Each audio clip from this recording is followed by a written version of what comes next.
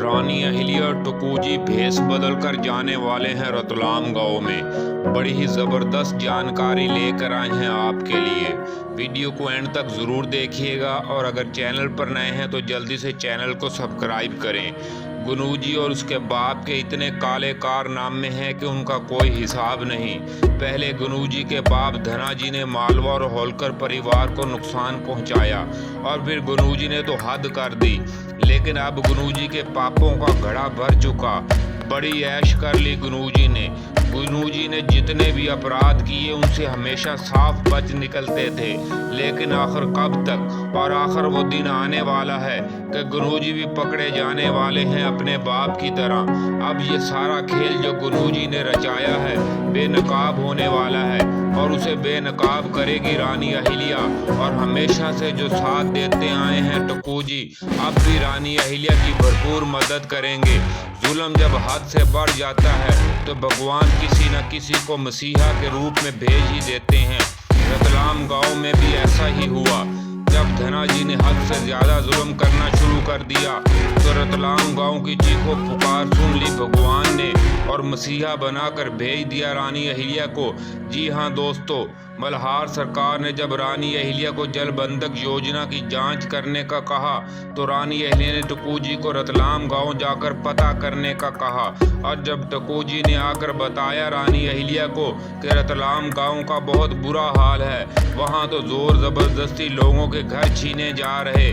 गांव वाले अपना घर छोड़ना नहीं चाहते और गांव में माही नदी पर जल बंधक बनाने के मुखालिफ हैं। तो रानी अहिल्या हो गई परेशान और टुकू जी से कहने लगी कि मैं खुद जाना चाहती हूँ रतलाम गांव में। और फिर टुकू जी और रानी अहिल्या भेष बदल कर जाएंगे रतलाम गांव में। और फिर रानी अहिल्या जब खुद पूछेगी गांव वालों से तो रानी अहिल्या को पता चलेगा गांव जाकर कि गुनू जी के पिता हैं इस सारे मंसूबे के पीछे।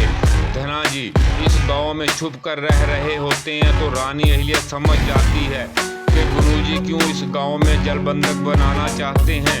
तो रानी अहिल्या बड़ी ही चिंतित होकर लौटेगी और करेगी मल्हार सरकार का इंतज़ार, क्योंकि मल्हार सरकार 2 दिनों में वापस आने वाले हैं मालवा में। और फिर रानी अहिल्या बताएगी रतलाम गांव का सच और ये भी बताएगी कि रतलाम गांव में धना जी छुपे हुए हैं। और जहां तक मैं समझी हूँ ज़रूर गुनू जी साथ दे रहे हैं अपने पिता का।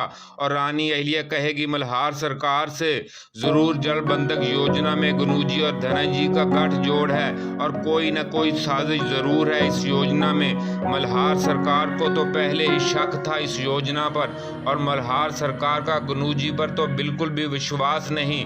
तो मल्हार सरकार और रानी अहिल्या मिलकर खुफिया जानकारी लेंगे और फिर मल्हार सरकार ढूंढ लेंगे धना जी को और रानी अहिल्या सबूत ढूंढेगी गुनू जी के खिलाफ। गांव वाले बताएंगे गुनू जी के अक्सर गांव में आते रहते हैं।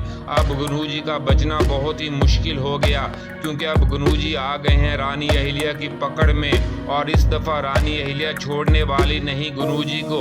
और इधर जब खंडेराव को पता चलेगा कि रतलाम गांव के वासियों पर बहुत जुल्म हुआ है और खंडेराव अपने रतलाम गांव के वासियों से बहुत प्रेम करती हैं तो खंडेराव भी आ जाएंगे बहुत गुस्से में और कहेंगे गुनू जी बाबूजी हमने आपसे कहा था कि गांव वालों को इस योजना से कोई तकलीफ नहीं पहुंचनी चाहिए, पर आपने हमारा विश्वास तोड़ दिया।